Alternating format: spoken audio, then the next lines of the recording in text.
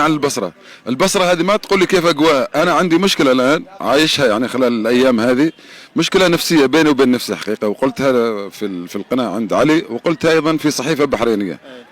مشكلتي الآن عند هوجس كيف أودع الناس الحلوة هذه. أنا مشكلتي الآن في وداعهم.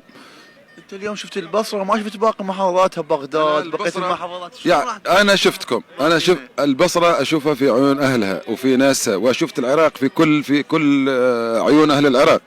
أنا من الشارع، ويمكن هذا فيديو عدنان درقال عمل لي مشكلة في الشارع العراقي، إنه كل الناس تريد تصور وكل الناس، وإحنا سعيدين بهذه اللمة، سعيدين بعودة الخليج والعراق إلى بعض، إلى حضن، إلى الدفء.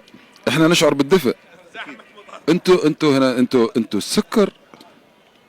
انتوا والله انتوا ما تحل البطولة. انتوا سكر. انتوا حلا راقية حقيقة. يعني الامور اللي اشوفها انا، ايش اقول لك، افتح تليفوني عشان معاك تشوف. احنا نطلع هنا، نطلع الساعة 3 بالليل، الفجر 4، ونوصل متأخرين ونحن متألمين ان ما نريد نطلع من الشارع.